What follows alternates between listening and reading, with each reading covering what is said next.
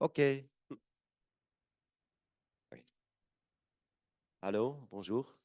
Euh, Merci bien pour m'avoir donné l'opportunité de parler avec vous.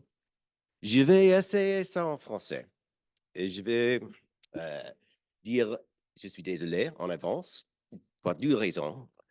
La première, c'est que je ne suis pas habité normalement parce que moi, je suis arrivé à Paris ce matin. Mes bagages sont à Montréal. Donc, je suis à la mode ici de le petit marché à la côté de l'autoroute où j'ai acheté ces chemises. Et puis, le deuxième, moi, j'ai appris mon français il y a 20 ans en Belgique. Donc, j'aurais un petit peu un accent belge, et donc je suis désolé aussi pour ça. OK.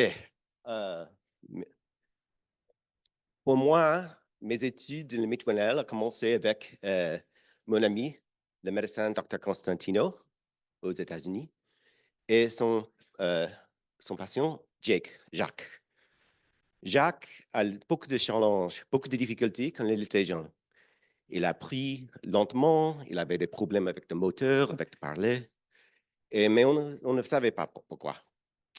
Mais il y a quelques années, les séquences génétiques ont avancé, comme Juliette vous a dit ce matin, et ça, nous arrivons à découvrir qu'il avait une mutation dans le gène mitoinel. Moi, je pense que le génome comme les instructions pour les petits jouets, comme les Lego. Vous connaissez les Lego? Le génome, c'est l'instruction pour toute la pièce de Lego. Il y a 20 000 pièces de Lego. Chaque gène, c'est un Lego. On peut faire beaucoup de choses avec les Lego. Avec les mêmes pièces, on peut construire toutes les choses différentes. Pour les cerveaux, on utilise les parties de Lego. On peut dire le cerveau, c'est peut-être ces petites voitures. Oups, voilà. Ça avance plus vite.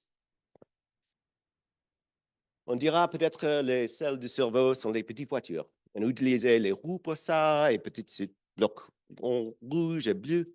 Il y a les blocs qui sont utilisés dans toutes les cellules, dans le foie, dans la peau. Il y a les blocs qui sont spécifiques au cerveau.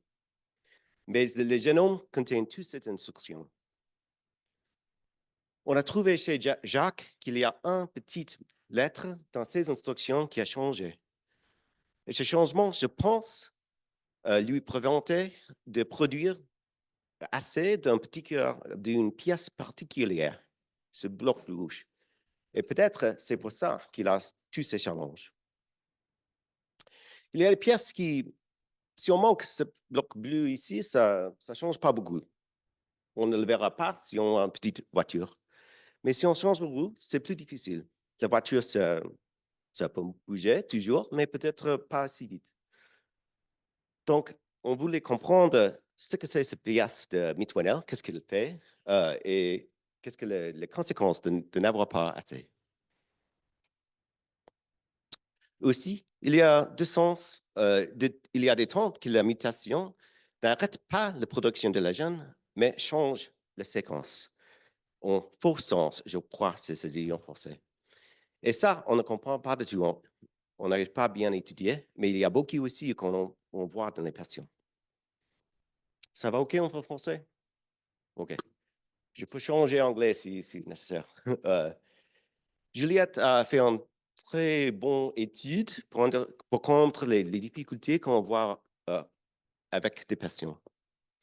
On voit les choses dans beaucoup de domaines, de parler, d'activités, de motor skills, et aussi les challenges avec le développement du cerveau et de l'épilepsie, etc. Donc, nous commençons avec les cellules de Jake. Mon ami, Chris Cole, a commencé à faire a pris des cellules de son peau et réingénierer pour les faire des cellules du cerveau. Et au même temps, nous avons fait une souris qui a la même mutation. La première fois qu'on a appris, c'est que des protéines qui étaient faites par ces cellules, c'est la moitié du niveau, comme il était un faux sens ou un nonsense mutation. Ça ne produit pas assez de protéines.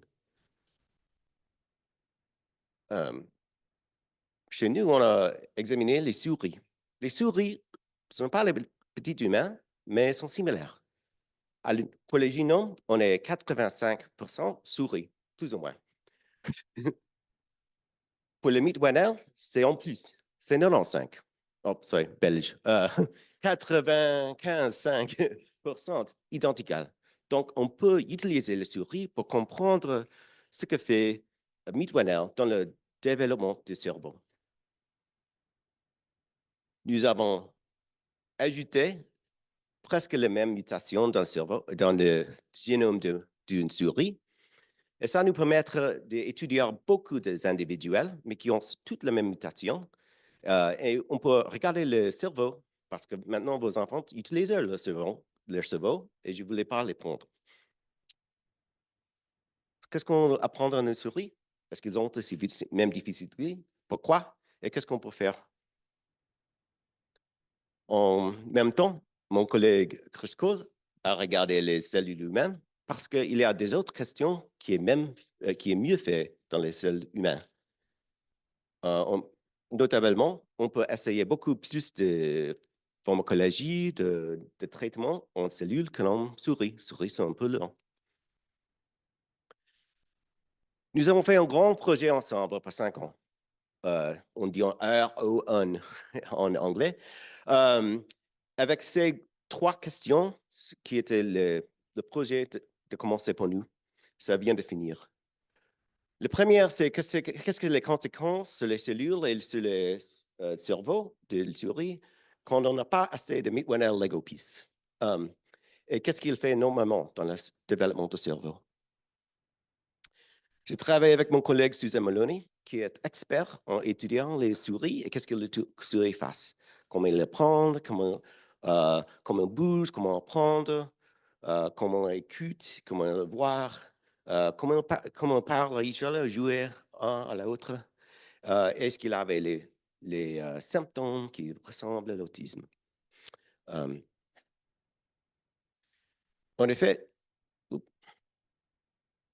la première chose qui était évidemment, ce qui est simple à voir, c'est est-ce que ce sont souris plus hyperactifs que leurs sœurs et leurs frères qui n'ont pas la mutation. C'est toujours en comparaison entre les sœurs et les frères avec les qui n'ont pas la mutation. Ici, on voit une souris et puis on trace ici dehors, de fond.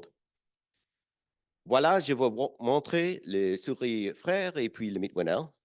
Et pour vous voir que c'est une grande différence dans l'activité. Même peut-être que vous avez voir chez vous.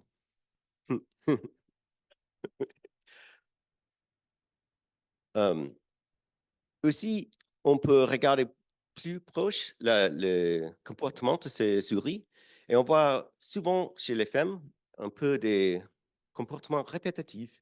Elles aiment bien sauter en ce cas. On a aussi faire un petit jeu olympique pour les souris, pour essayer s'ils sont forts. Il va tirer sur ses barres, il va monter sur sa pôle, il va marcher sur ce petit trou ici, et on peut mesurer, assesser leur comportement motorique. Et on voit régulièrement ils ont des challenges avec des difficultés, avec des... Hmm?